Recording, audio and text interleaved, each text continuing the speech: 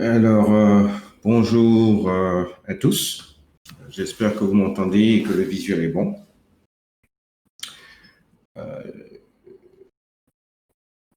Deux secondes.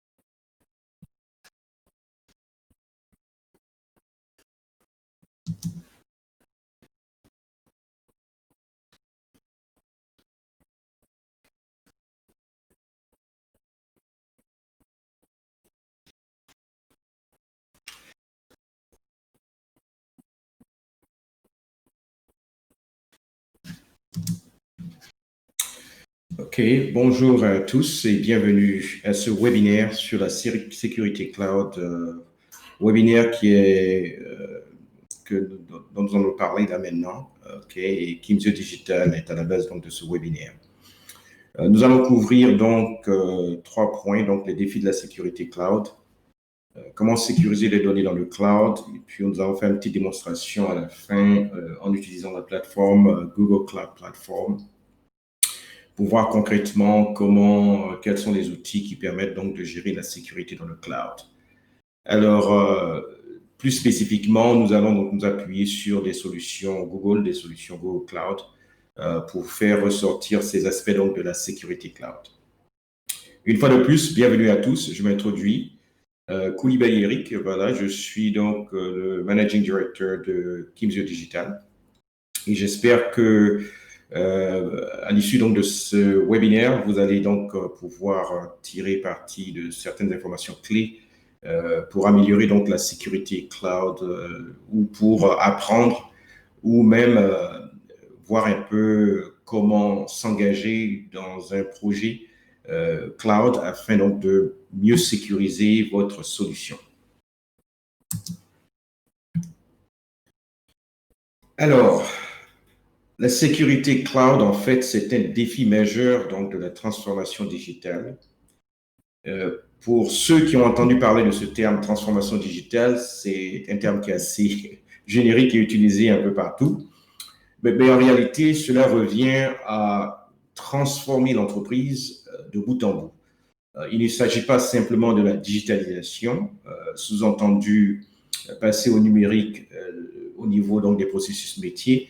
Il s'agit réellement de transformer la culture de l'entreprise, de transformer les collègues et le personnel de l'entreprise, la manière de penser, de transformer les business models, de transformer l'expérience client, transformer l'informatique, transformer l'analyse ou l'analytique des données. Et en réalité, cela vous permet justement d'améliorer vos performances, d'être plus concurrentiel, plus réactif, en s'appuyant justement sur le numérique ou le digital.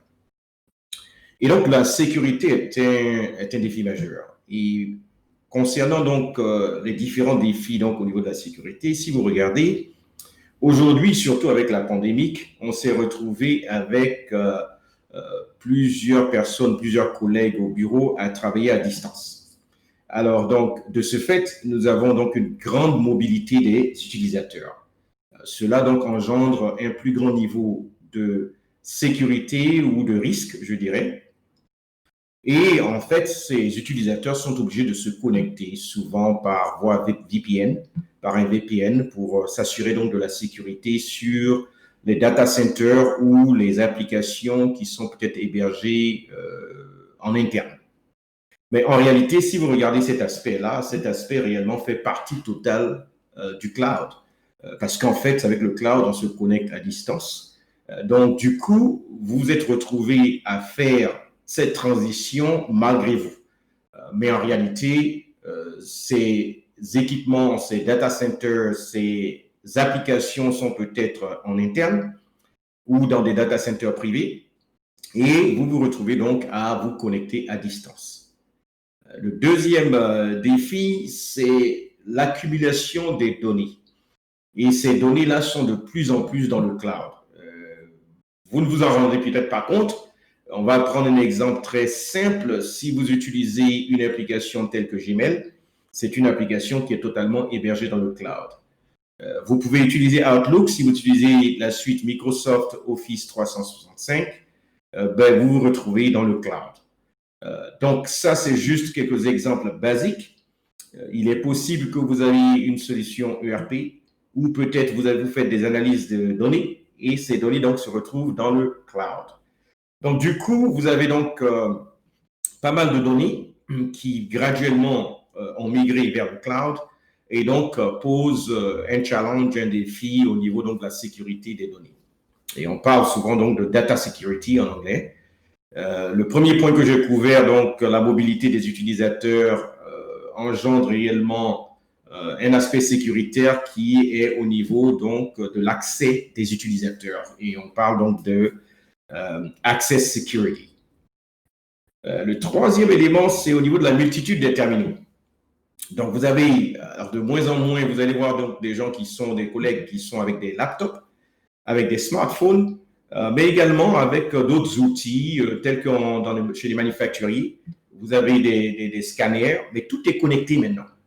On vous parle souvent de ce qu'on appelle l'IoT. Et dans l'IoT, en fait, c'est un terme anglais qui veut dire Internet of Things. Mais en réalité, ce que ça veut dire, c'est que vous avez pas mal d'objets qui sont connectés.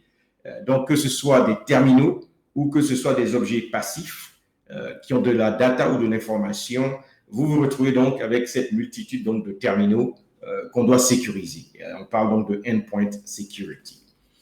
Voilà. Et on peut continuer en fait sur tous ces aspects donc, de défis liés à la transformation digitale et liés à la sécurité. Mais nous allons voir donc certains de ces éléments-là et comment réellement en pratique utiliser ces aspects pour pouvoir sécuriser les données, sécuriser les accès, sécuriser donc les terminaux. Que vous soyez en interne en train de travailler au bureau, que vous soyez en mobilité, en déplacement ou peut-être en train de travailler à la maison pour une raison ou une autre. Donc, voici un peu. Alors, dans un premier temps, nous allons regarder donc l'aspect sécurité au niveau de la gestion des identités et des accès. C'est un enjeu ou c'est un défi, je dirais plutôt, très critique parce que la plupart des défaillances sécuritaires interviennent réellement à ce niveau-ci. Je vous prends un exemple très simple. Si vous avez votre maison, vous avez beau avoir le système de sécurité le plus sophistiqué du monde. Si la personne qui est à la maison, on sonne et ne suit pas le protocole sécuritaire parce qu'il y a une familiarité, écoutez, ce système de sécurité que vous avez mis finalement n'a servi à rien. Donc, quand vous regardez donc les soucis de phishing en français qu'on dit hameçonnage, bon, phishing, je pense que c'est un terme qui est très utilisé côté technique et informatique. Donc, vous allez vous rendre compte que, au final, il y a un grand risque au niveau même de la sécurité des accès. Alors, comment gérer ça? Dans un premier temps, il faut établir ce qu'on appelle une politique d'accès. Un exemple très simple, comment vous définissez les mots de passe, quels sont les critères, et à partir de ce moment-là, vous pouvez donc mettre en place cette politique d'accès. Donc, cette politique d'accès est définie par qui accède, donc c'est l'identité donc de la personne. Accès à quoi, sous-entendu donc le rôle de la personne, et avec quel droit. Okay? Ça veut dire à quelle ressource cette personne-là a droit. Donc, ces trois éléments mis ensemble vous permettent donc de définir une politique d'accès. Ayant cette politique d'accès, maintenant, il faut la mettre en application. Voilà. Donc, vous avez l'élément d'authentication, okay, ou authentication, voilà, qui vous permet de vous assurer que la personne qui dit elle est telle personne est effectivement la bonne personne avant de lui permettre donc de rentrer. Aujourd'hui, cela se fait par des mots de passe, des noms d'utilisateurs. La recommandation est d'utiliser ce qu'on appelle MFA ou Multi-Factor Authentication. Donc, Multi-Factor Authentication vous permet d'avoir plusieurs niveaux d'authentification qui peut verrouiller, si vous voulez, ou réduire les risques. Un exemple très simple que vous voyez peut-être d'usage assez communément, c'est l'utilisation, par exemple, du smartphone. Donc là, vous êtes dans un cas, ce qu'on appelle two-factor authentication, c'est-à-dire que vous avez deux niveaux donc, de sécurité ou d'authentification. Il peut y en avoir plusieurs, c'est pour ça qu'on parle de multi-factor authentication. Okay? Donc, à partir de ce moment-là, vous pouvez donc définir une authentification basée sur le cellulaire ou le smartphone à partir de SMS, okay? Ou vous pouvez utiliser ce qu'on appelle OAuth, qui est une application qui réside sur le smartphone, qui n'a pas besoin d'Internet, mais qui génère automatiquement des codes de sécurité que vous devez saisir ou faire rentrer. Donc, de plus en plus, vous allez voir donc les systèmes utiliser donc cette approche au lieu d'utiliser l'approche SMS. Mais l'un mis dans l'autre, c'est une situation donc de ce qu'on appelle two-factor authentication. En réalité, quand vous regardez cet aspect donc d'authentication, vous vous retrouvez en fait... Ah, excusez-moi, vous m'entendez? D'accord. OK. Donc, vous vous retrouvez dans deux scénarios d'approche. Vous avez l'aspect compte utilisateur, c'est-à-dire qu'en fait, il faut permettre donc l'accès sécurisé des utilisateurs. Vous avez ce qu'on appelle les comptes de service. Pourquoi? Parce que vous avez de plus en plus dans l'environnement cloud ce qu'on appelle cloud services ou des services cloud ou même des services web. Alors, ces services-là ont besoin donc de se connecter à certaines ressources de manière automatique. Alors, parce que ça se fait de manière automatique, il faut avoir donc une méthode d'authentification pour les comptes de service. Donc, ces deux aspects-là doivent être considérés de la même manière et avec le même niveau de sécurité, ou je dirais avec la même approche ou la même politique d'accès. Vous allez avoir certainement deux politiques différentes d'accès pour si c'est un compte utilisateur ou un compte de service, mais à la fin, il faut s'assurer que le compte de service est tout aussi sécurisé que celui des utilisateurs. Après, vous parlez donc d'autorisation. Alors, ces points dont on parle là sont caractéristiques de la sécurité informatique aujourd'hui, donc, ou même la cybersécurité. Quand vous arrivez dans le cloud, voici le point. Le périmètre de couverture est beaucoup plus grand. Pourquoi? Parce qu'en fait, le cloud est plus ou moins accessible. Quand je dis accessible, je veux dire par là qu'étant donné que c'est dans le cloud, vous avez donc une accessibilité. Mais pour pouvoir rentrer, il faut avoir donc l'authentification et l'autorisation. Donc, vous avez un plus grand champ de visibilité qui dit que vous allez avoir donc plus de possibilités ou de personnes qui vont vouloir, par exemple, se connecter. Donc, cela donc engendre une plus grande importance donc de la politique de gestion des identités et des accès. Ce n'est pas quelque chose qui est nouveau. En cybersécurité, ça existe déjà. C'est juste que cet aspect est beaucoup plus amplifié. Certaines personnes vous diront, écoutez, moi, je préfère garder mes serveurs à côté de moi dans mes locaux. Personne ne voit. bon, ça réduit les risques sécuritaires. Tout à fait normal, le champ d'action, le périmètre est réduit. OK? Mais même si le champ d'action est ouvert avec tous les avantages que vous avez du cloud, vous avez justement la gestion de l'identité et des accès qui permet justement de s'assurer que c'est la bonne personne qui est autorisée à accéder donc au système. Alors, parlons donc de autoriser. Nous allons passer donc au cap de l'autorisation. Il y a un concept qui est beaucoup plus développé côté cloud que nous appelons Zero Trust. Alors, Zero Trust, qu'est-ce que ça veut dire? Ça veut dire qu'en fait, vous partez sur la base, du point de vue de votre politique de sécurité, vous partez sur la base que toute personne, tout service, ne faire confiance à aucune personne et à aucun service, même pour les personnels qui est en interne. Ça veut dire quoi? Ça veut dire que la personne ou le service va passer toutes les étapes de vérification avant de pouvoir entrer. Si vous regardez encore une fois de plus le cas pratique, je regarde, je connais la personne, dès que je regarde, j'ouvre.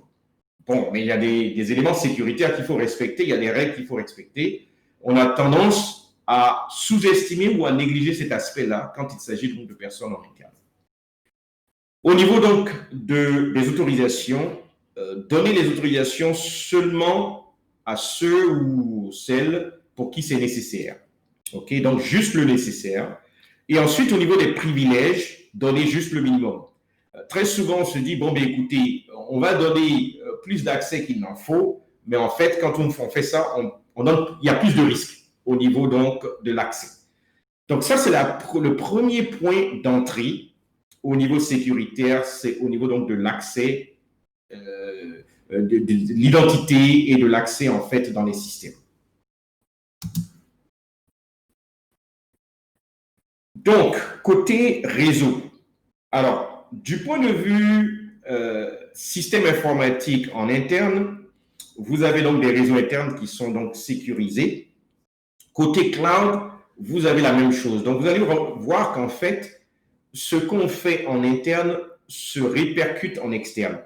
La différence apparaît au niveau de qui est responsable de quoi. Donc, l'aspect physique réseau, le fournisseur cloud en est responsable. À partir de ce moment-là, vous avez des outils directement sur la plateforme cloud qu'on appelle VPC. Donc, on parle de VPN, mais en fait, dans ce cadre-ci, je pense que ça a été une erreur de frappe là. On parle de VPC, donc Virtual Private Controller, qui vous permet donc de gérer tout l'aspect de sécurisation réseau au niveau donc du cloud. Donc, une fois de plus, je me répète, il y a donc le layer ou la couche concernant l'aspect physique réseau qui est géré par le fournisseur cloud. Et au-dessus, vous avez tout ce qui est l'aspect réseau afin de pouvoir gérer cet aspect-là de manière logicielle ou de manière software, qu'on appelle donc VPC. Donc, ce VPC vous permet donc de gérer les accès, de vous occuper de tout ce qui est des pare-feux, ce que vous faites en interne quand les équipements sont dans vos locaux. Alors, au niveau donc de la protection des données, alors ça c'est une inquiétude, grande inquiétude qui dit, bon, ben écoutez, mes données sont dans des centres de données d'une entreprise tierce. Et qu'est-ce qu'il en est donc de la sécurité de ces données-là? Il y a 3 aspects à garder en tête. Le premier aspect, c'est ce qu'on appelle la data governance. Data governance réellement relève en fait de comment organiser ces données, quelles sont les stratégies de données afin de s'assurer que les données confidentielles ne soient pas stockées dans un endroit accessible ou dans un endroit qui peut être vu par des personnes qui n'y ont pas droit.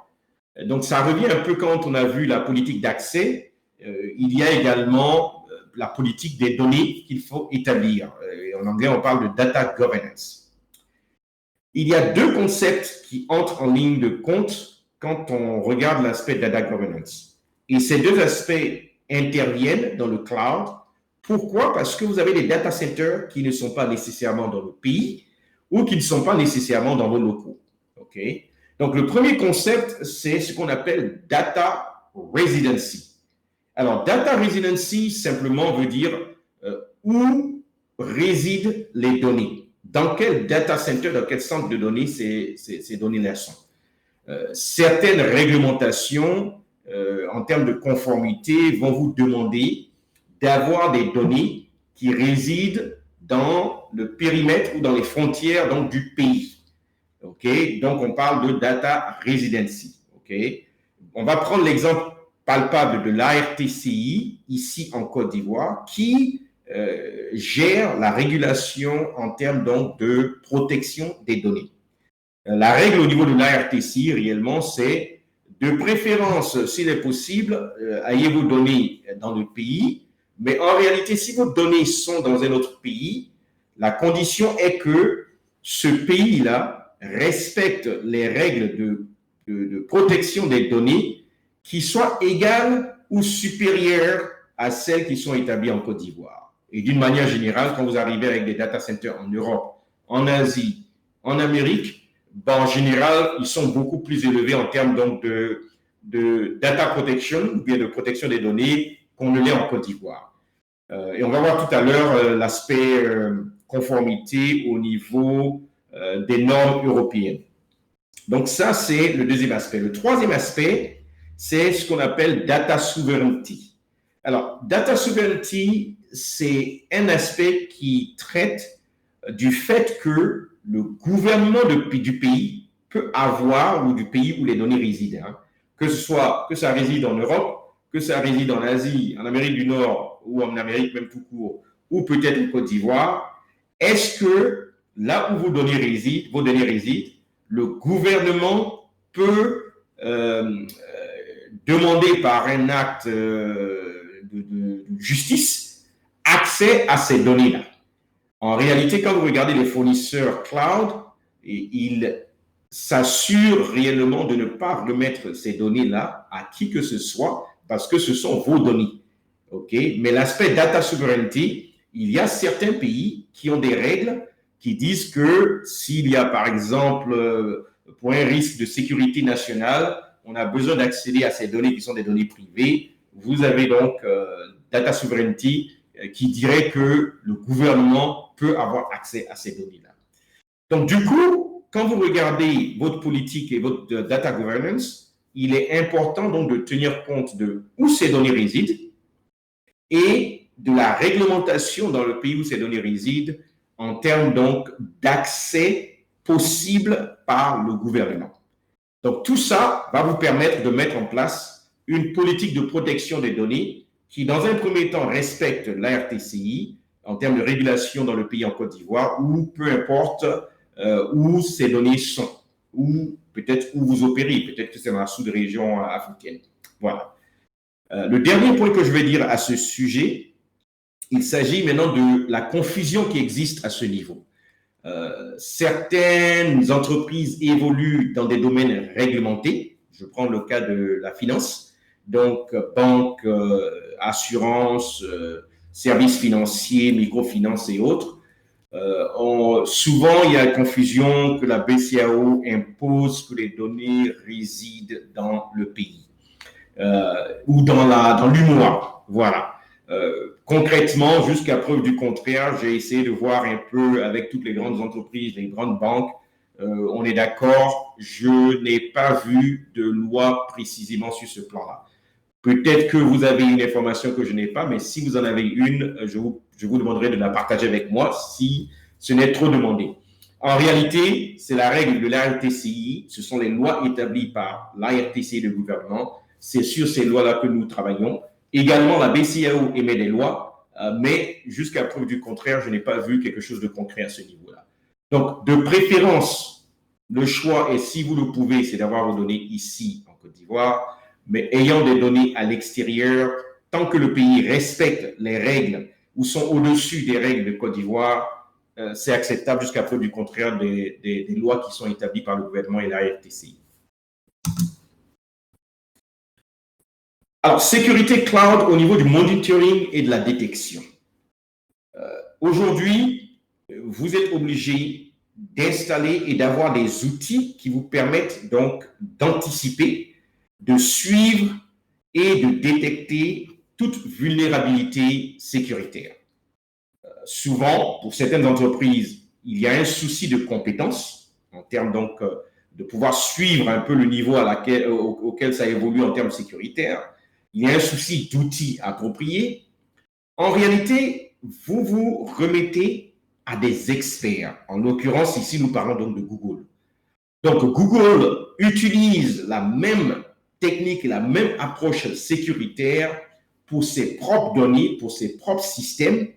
Et ce sont ces services-là qu'ils mettent à disposition donc des entreprises qui utilisent l'offre cloud afin de pouvoir sécuriser leur environnement cloud. Du coup, vous avez donc des experts de haut niveau qui vous donnent donc accès à une plateforme. On vous parle donc de Cloud Security Command Center. Alors, Cloud Security Command Center, c'est comme un centre de commande qui vous permet donc d'avoir la visibilité et d'anticiper tout souci sécuritaire. Si vous le faites vous-même, vous avez besoin de l'expertise, vous avez besoin de logiciels, vous avez besoin, à partir de ce moment-là, vous déléguez en fait cette expertise et cette expérience à des entreprises qui eux-mêmes l'utilisent pour leur système de sécurité.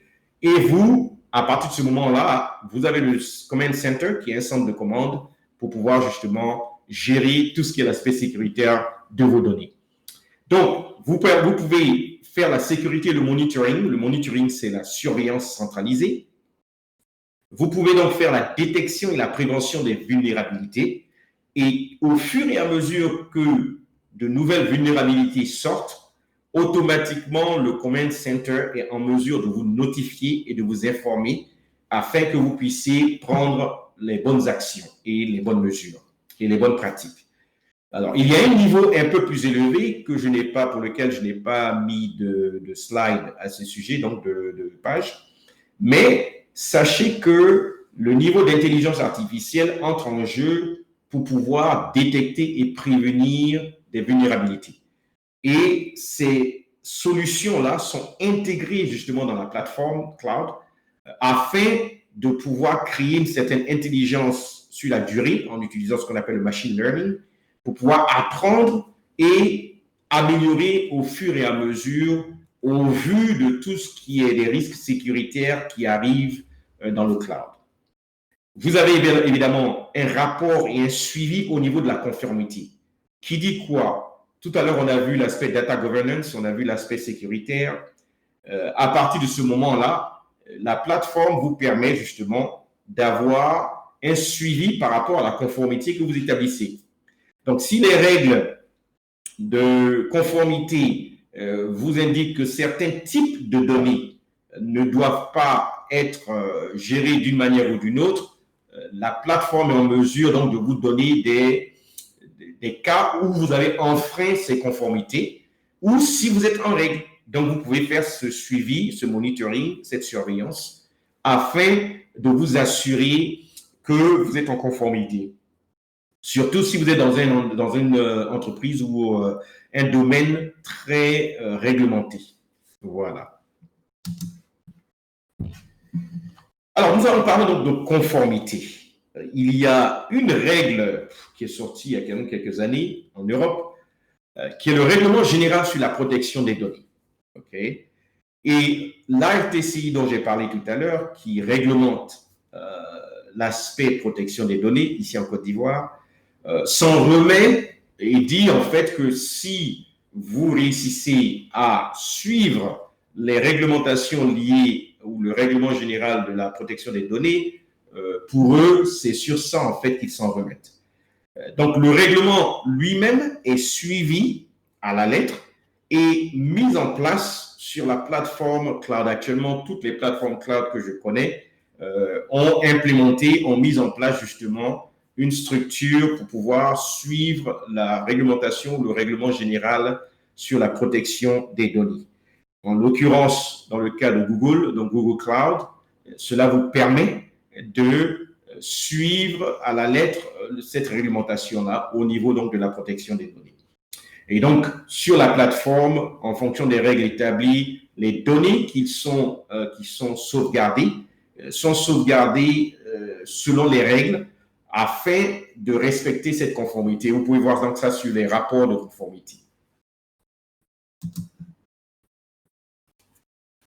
Alors, pour essayer de faire une synthèse au niveau de qui est responsable de quoi dans le cloud. Parce qu'en réalité, si vous regardez bien, on se trouve avec des serveurs et des data centers qui ne sont pas dans nos locaux. Et on se dit, mais qui fait quoi?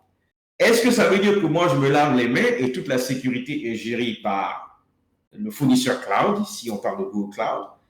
Ou bien est-ce que j'ai une part de responsabilité? Et très souvent, c'est le manque de compréhension à ce niveau-là qui fait que on se retrouve avec des risques qui sont ouverts. Parce qu'on se dit, non, c'est le fournisseur qui gère.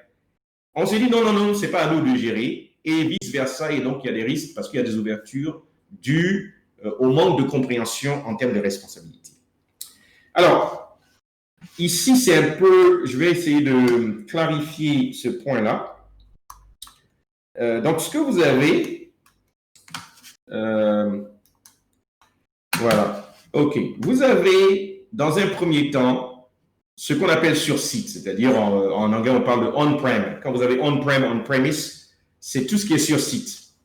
Vous vous rendez compte que vous avez la responsabilité totale, je prends mon pointeur, responsabilité totale de toute la sécurité.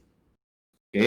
Classification et responsabilité des données qu'on a vu tout à l'heure, client and endpoint security, c'est tout ce qui est les terminaux, tout ce qui est identity and access management qu'on a vu déjà, tout ce qui est contrôle au niveau des applications, contrôle au niveau réseau qu'on a vu tout à l'heure, l'infrastructure et même la sécurité physique dont on n'a pas parlé, mais sécurité physique qui dit vous avez des data centers. Et ces data centers-là, vous voulez vous assurer qu'il n'y a pas des accès de personnes qui ne sont pas autorisées. Et vous voulez assurer aussi qu'il y a une certaine continuité opérationnelle.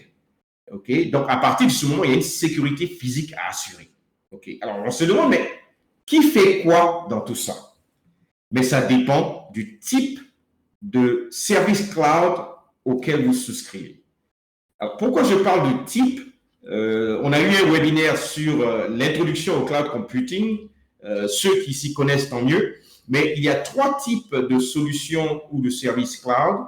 Il y a ce qu'on appelle les SaaS, Software as a Service. C'est tout ce qui est des applications cloud. Okay? Applications toutes faites. Vous pouvez avoir un ERP cloud. Vous pouvez avoir un système GESCOM cloud. Cela suppose que toute l'infrastructure est gérée par le fournisseur de l'application.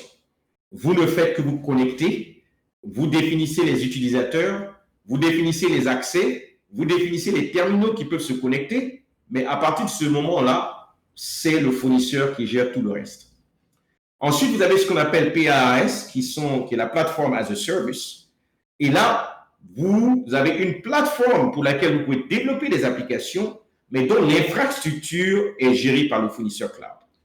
Ensuite, vous avez la plateforme également est gérée par le fournisseur cloud. Vous gérez le développement de l'application.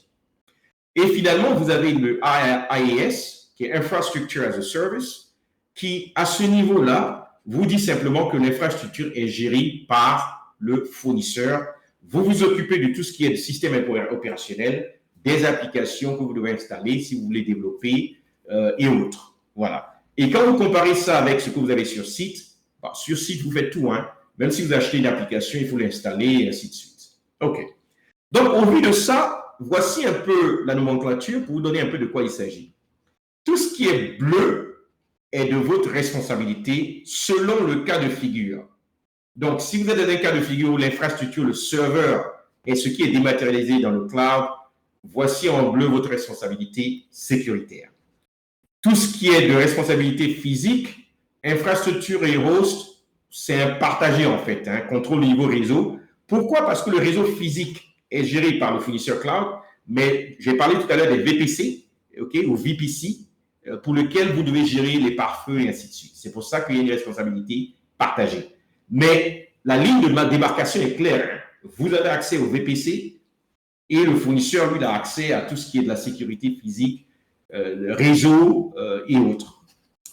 Ensuite, vous regardez l'aspect PaaS, qui est plateforme. C'est au niveau de l'identité et des accès. Vous êtes comment on va dire ça? L'aspect sécuritaire est partagé et au niveau donc du contrôle des applications, parce que vous développez ces applications sur la plateforme. Au niveau SaaS, donc ce sont des applications cloud, vous vous rendez compte qu'il y a un partage sécuritaire au niveau donc des accès, okay, et des terminaux. Pourquoi? Parce que c'est vous qui créez l'utilisateur, c'est vous qui définissez le rôle. Si vous vous souvenez, on a vu tout à l'heure en IAM, donc Identity and Access Management, sous-entendu l'identité et les accès, la gestion des identités et des accès. Il faut définir trois choses, donc le rôle, les ressources que la personne a droit, auxquelles la personne a droit, et puis, comment on appelle, le rôle que la personne joue et l'identité de ces personnes. Voilà. Ou si c'est un service. Donc, ceci est très important parce que c'est ça qui va définir votre stratégie en termes de qu'est-ce que vous devez gérer en termes sécuritaires pour vous assurer qu'il n'y a pas d'ouverture. Après le reste, vous vous en remettez à des experts qui ont des milliers et des milliers de centres de données. Ce n'est pas 10, ce n'est pas 100, je vous parle de milliers de centres de données et qui ont l'expertise et des milliers de personnes qui sont dédiées à la sécurité de ces centres de données. Les entreprises qui ont leurs données dans ces centres de données sont de grosses entreprises en termes donc d'utilisation donc du cloud. Alors, juste pour expliquer que nous avons parlé donc essentiellement de Google Cloud, vous avez trois major players, trois gros fournisseurs cloud. Vous avez Amazon Web Services, vous avez Microsoft Azure, vous avez Google Cloud. La stratégie dont on a parlé tout à l'heure s'applique à ces trois. Les trois ont plus ou moins les mêmes approches, mais en réalité, si vous regardez Google Cloud, du fait que Google est dans le cloud depuis sa naissance, Google, c'est l'Internet depuis qu'il est né. Google a établi une certaine compétence, a développé une certaine avance au niveau donc de l'aspect sécuritaire et de l'aspect accès cloud. Sur ce, nous allons passer donc en mode démonstration et essayer de voir certains des aspects dont nous allons parler. L'objectif ici n'est pas de faire de prise en main ou de regarder spécifiquement chaque élément, c'est de vous donner certains éléments points clés dont on a parlé dans le webinaire, afin que vous voyez concrètement où ces aspects sont et que vous voyez qu'effectivement, il y a des sections qui sont dédiées à l'aspect sécuritaire donc, du cloud.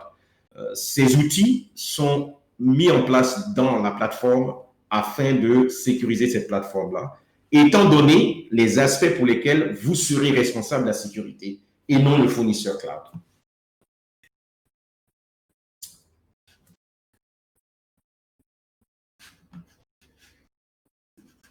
OK, donc vous avez un environnement cloud. Cet environnement, c'est l'environnement Google Cloud Platform. OK, et donc à partir de là, j'ai accès à un menu qui me permet donc de voir un peu différents aspects. Le premier aspect que vous voyez ici, on en avait déjà parlé, c'est l'aspect IAM, Identity and Access Management, et tout ce qui est de l'administration et autres. Donc, c'est à ce niveau-là que tout ce qui est d'accès, d'identité et de rôle, c'est ici que tout est géré. Okay? Ensuite, vous avez une section qui est purement aspect sécurité.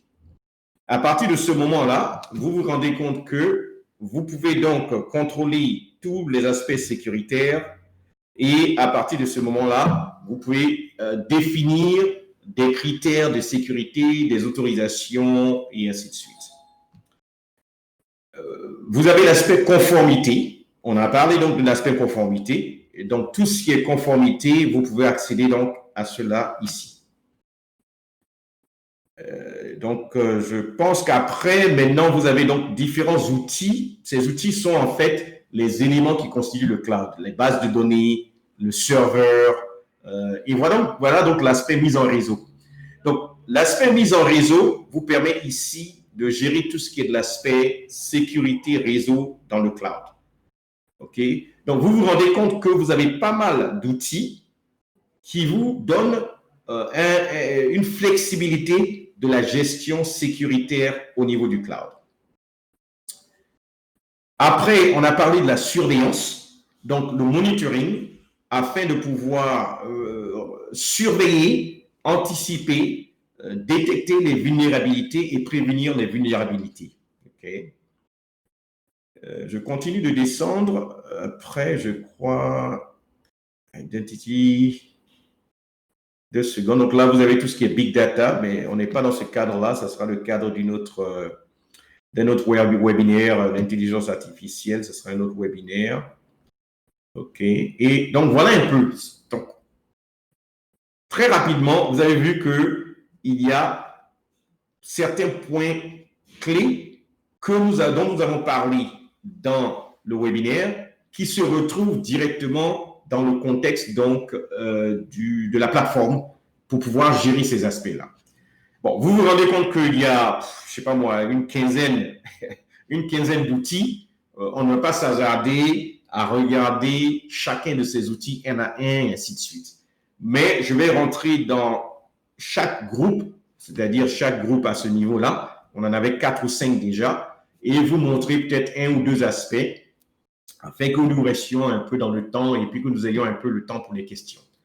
Donc, si je viens dans l'identité et organisation, donc vous vous rendez compte que le menu apparaît ici. Donc, tout ce menu-là est le menu IAM.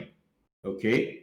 À partir de ce moment-là, vous pouvez définir donc l'organisation, donc l'entreprise, et définir en fait une politique liée à l'identité pour l'entreprise. Vous pouvez avoir plusieurs départements ou services, et vous pouvez définir donc des règles différentes selon le département. À partir de ce moment-là, certains départements auront peut-être certains droits ou certains accès que d'autres départements donc n'auront pas. Vous avez des outils d'analyse qui vous permettent donc de gérer l'aspect stratégie, donc l'aspect politique d'accès dont nous avons parlé.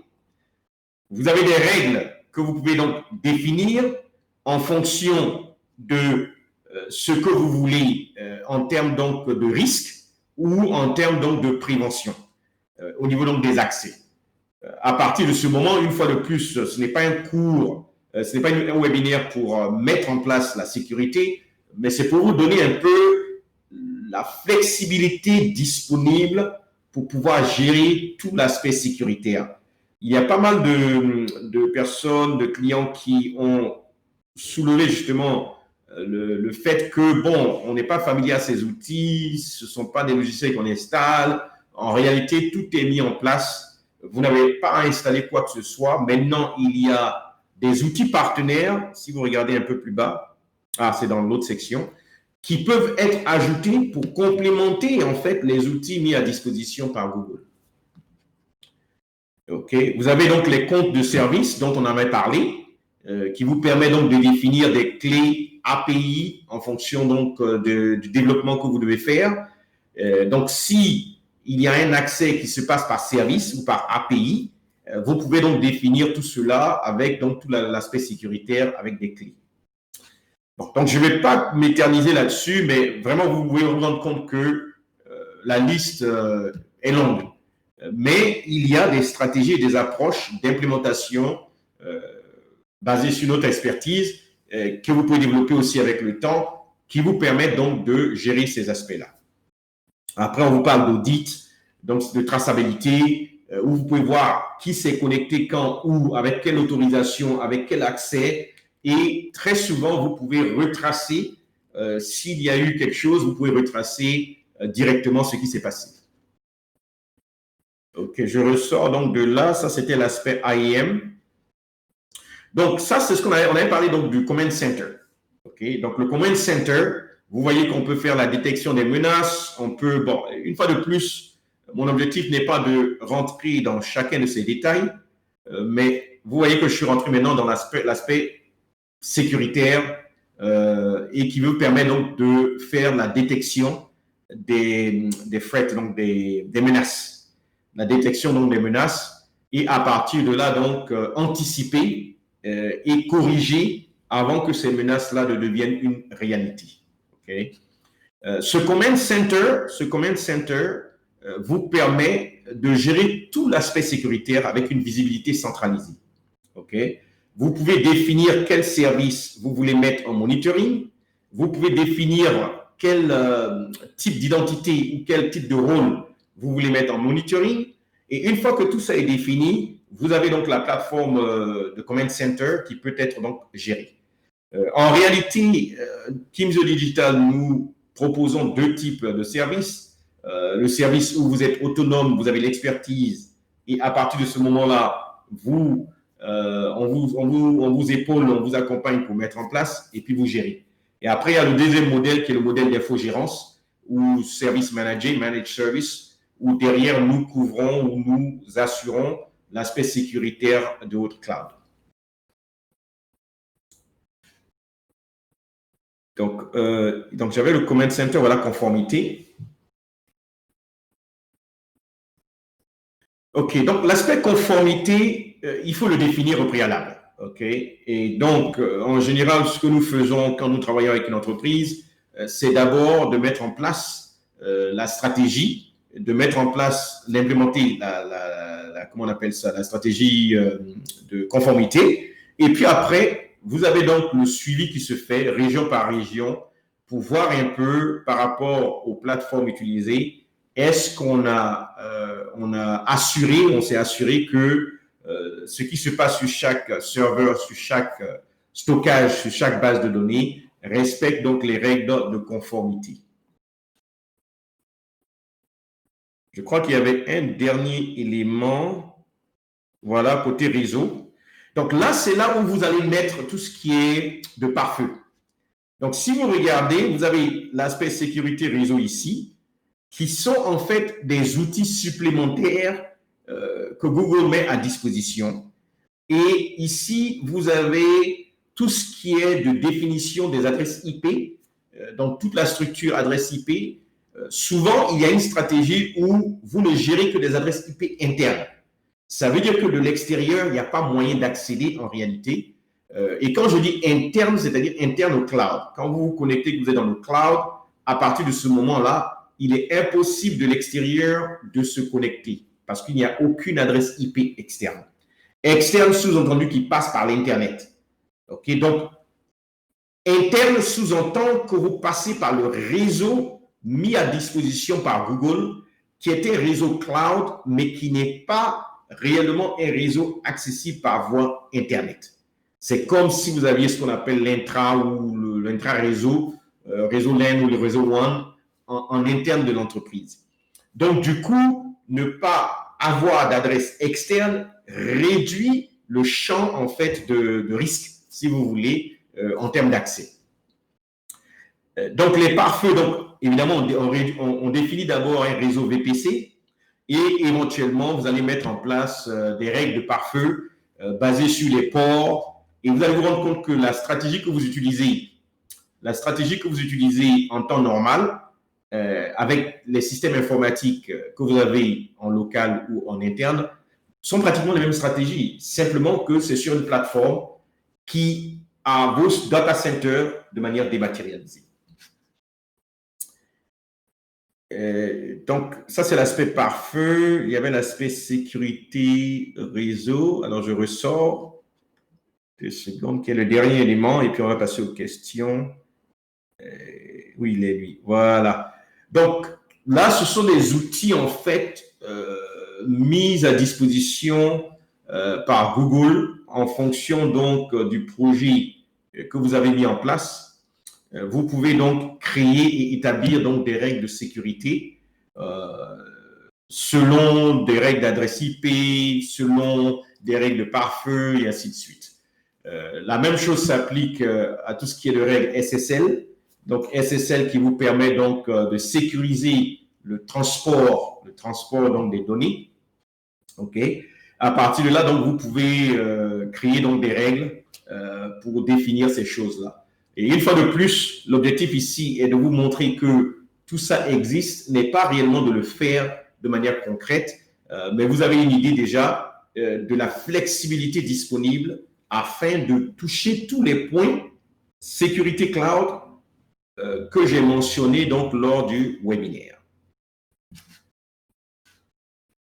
OK, donc on revient donc pour finir à la présentation. OK. Et donc sur ce, on va passer à des questions brièvement pour ceux qui ne connaissent pas Kimzoo Digital. Donc c'est la transformation digitale dans le cloud, Digital Transformation Cloud.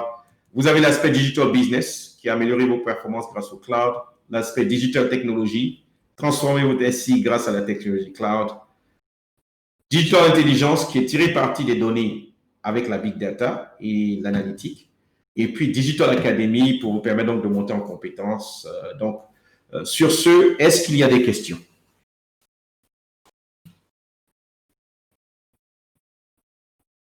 Et pour vos questions, vous pouvez les taper dans le chat ou dans la section questions, peu importe, hein, selon vos choix. Alors, M. Koulibaly? Oui. Il y a déjà quelques réactions dans le chat. D'accord. Bonjour, M. Koulibaly. Est-ce qu'on pourrait avoir accès à la vidéo après la formation? Oui, après les webinaires, les vidéos sont mises à disposition pour ceux qui ont pu participer, c'est-à-dire qui sont inscrits, et même ceux qui n'ont pas pu participer pour des contraintes de dernière minute. La vidéo sera disponible et accessible à votre guise. Et la personne suivante, je ne sais pas si c'est une question ou si c'est une affirmation. Le prix à payer pour le monitoring des données dans le cloud est sans doute énorme. Je ne sais pas si c'est une question ou si c'est une affirmation. Répétez, je n'ai pas compris la fin. Le prix à payer pour le monitoring des données dans le cloud est sans doute énorme. Ah, sans doute énorme, d'accord. En réalité, si vous regardez l'approche, et comme je disais, il y avait un webinaire, peut-être que vous pouvez revisionner la vidéo et autres, sur l'introduction au cloud computing. Le principe, en fait, d'approche du cloud est que vous n'installez pas de logiciel, vous achetez un service. Et donc, vous achetez un service sur la durée. C'est un peu comme la CIE. Vous consommez et au fur et à mesure que vous consommez, vous payez. C'est le principe. Donc, du coup, en fonction de vos besoins, je prends un exemple simple. J'ai besoin d'un serveur d'une certaine capacité qui tourne dans le cloud ou j'ai besoin de créer un centre de données dans le cloud. À partir de ce moment-là, tout l'aspect réseau, l'aspect sécurité, l'aspect accès vient avec. Ce n'est pas un surplus dont il faut payer, c'est simplement le prix que vous payez là, englobe tout.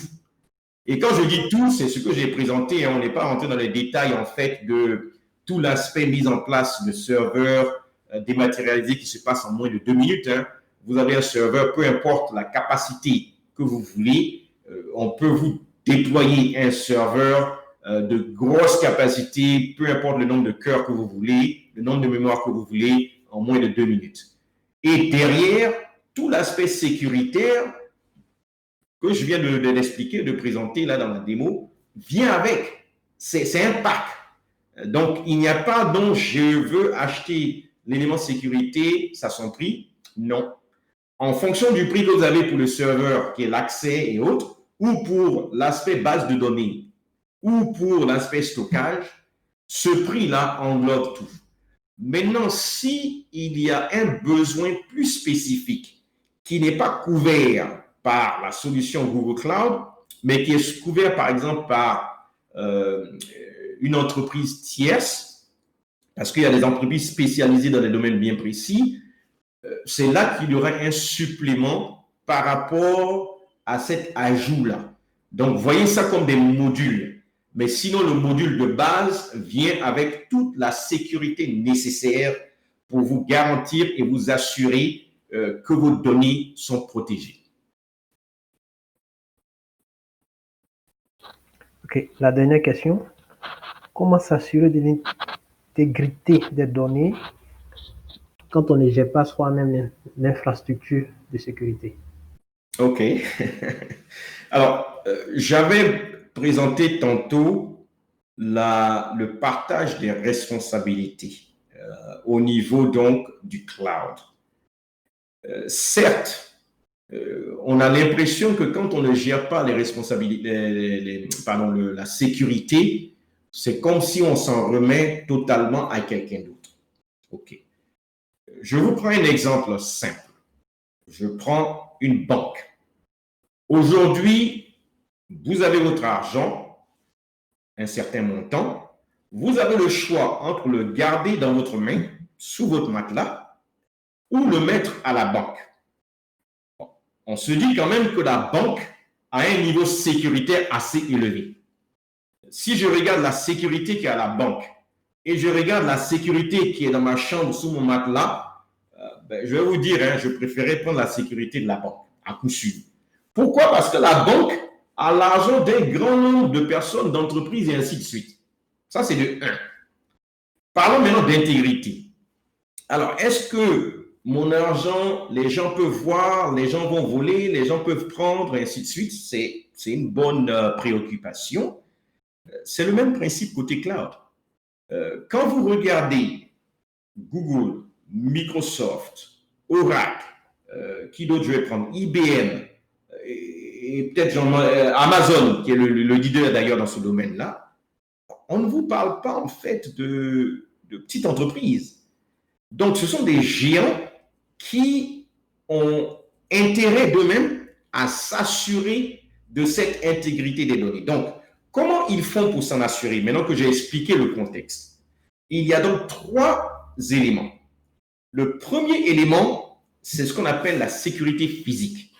Je n'ai pas voulu mettre une vidéo concernant la sécurité physique pour vous donner un peu, quand vous allez voir un peu cette vidéo, vous allez réaliser que vous ne pouvez même pas, même si vous décidez, c'est pas que je ne vous connais pas ou quoi, mais le niveau de sécurité physique qu'ils ont est hyper élevé.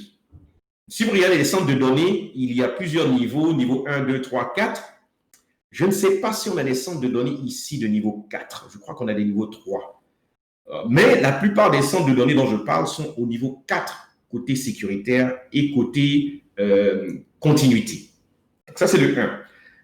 De 2, au niveau donc de l'aspect, comment on va dire ça même, protection pour ne pas que quelqu'un d'autre puisse avoir accès et autres, j'ai couvert cet aspect-là. Maintenant, intégrité sous-entendu, il ne faudrait pas que mes données se perdent. Je vous explique maintenant ce contexte. C'est-à-dire que j'ai mes données là-bas. Quand j'ai besoin de mes données là, il faudrait que ce soit là. Il ne faudrait pas qu'on me dise, un peu comme à la banque, j'ai déposé mon argent, j'en ai besoin, on me dit non, mon argent a disparu, ou bien il y a quelque chose qui s'est passé et autres. C'est le même principe. Vos données, ce sont vos données, elles ne vont nulle part. Maintenant, voici le principe. Dans le cloud, vous avez ce qu'on appelle des régions et des zones. Je n'ai pas couvert ça là ici, mais les data centers sont dans des régions et des zones. Alors, ces régions-là sont un peu dans tous les pays du monde. Actuellement, vous pouvez décider, écoutez, je veux un data center ou un serveur en Europe. Vous décidez Paris. Vous pouvez décider que j'en veux un autre où je vais créer une redondance avec Londres. Donc, ce qui se passe, vos données sont répliquées automatiquement, vous n'avez rien à faire. Au moment du paramétrage de la configuration, vous décidez de où vous voulez que ces données-là soient répliquées. Donc, il y a plusieurs stratégies. Il y en a qui font ce qu'on appelle une réplication de zone.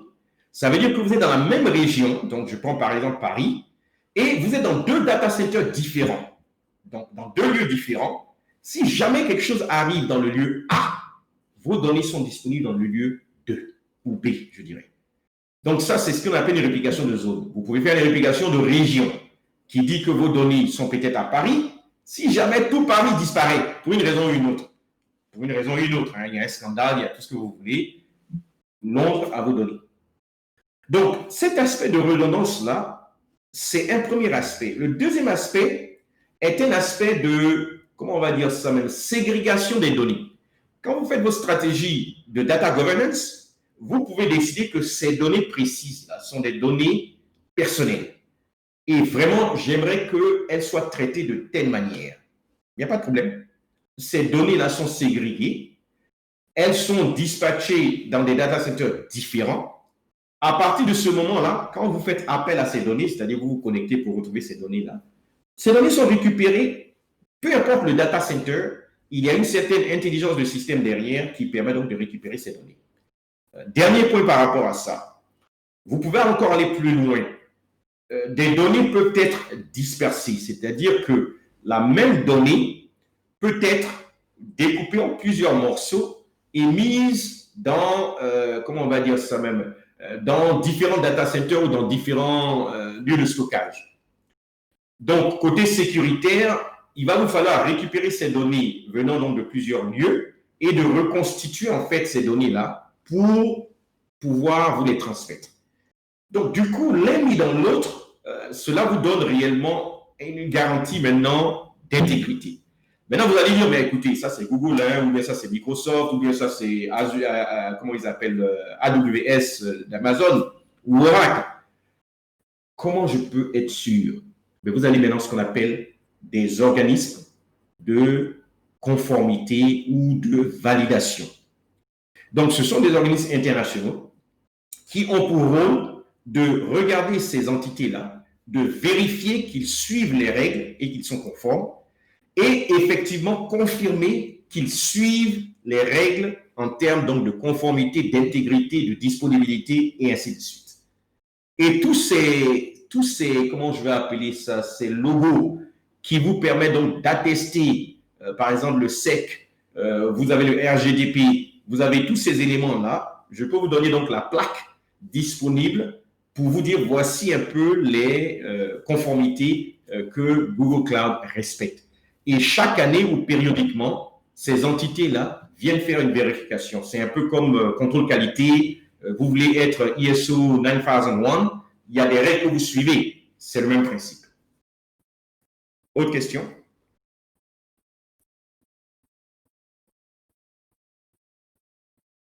Pensez-vous qu'une réglementation je ne vous entends pas. Allez-y. Vous m'entendez? Oui. Pensez-vous qu'une réglementation comme la RGPD peut s'appliquer en Côte d'Ivoire? Alors, de mon avis, hein, oui. Oui. En réalité, l'ARTCI s'en remet directement à ça. Okay? Sans pour autant dire qu'ils ont établi une réglementation eux-mêmes. Je pense qu'ils sont en train d'y travailler, mais ça n'a pas été encore fait concrètement. À mon avis, oui, il faut informatiser en fait le système. Ce sont les systèmes qui doivent être informatisés. Et puis après, ces règles peuvent être suivies. C'est sûr qu'au départ, c'est pas évident, mais c'est là où le cloud vient en renfort. Le cloud, justement, vous permet de respecter ces règles-là très facilement, que ce soit en termes d'application cloud, ou que ce soit en termes de plateforme cloud, ou que ce soit en termes d'infrastructure cloud. Et être dans l'environnement cloud, c'est comme si vous avez des outils qui sont déjà maillés, que vous adaptez à vos besoins. Bon, quand vous le faites vous-même, écoutez, vous êtes obligé d'avoir de l'expertise totale et de le faire de A à Z. Sinon, c'est faisable en Côte d'Ivoire, ça demande une plus grande expertise, évidemment, pour le faire.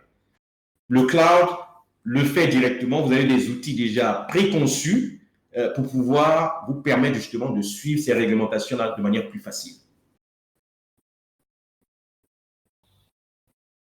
Plus de questions dans le chat. C'était la dernière. D'accord, ok.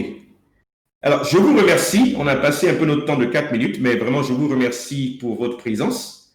Et j'espère qu'au fil donc de ce webinaire, vous avez tiré un plus et aujourd'hui, vous êtes plus aguerri et avez une meilleure connaissance ou compréhension au niveau donc de la sécurité cloud. Et au moins, j'espère avoir éclairci certaines appréhensions qui existent, tout à fait normales, hein, mais en réalité, nous sommes disponibles pour des questions supplémentaires, mais également pour vous accompagner. Donc, si vous avez des projets qui concernent le cloud, sur tous ces aspects, nous sommes disponibles pour vous accompagner donc à ce niveau. Je vous souhaite donc une bonne journée et merci pour votre attention. Allez, au revoir.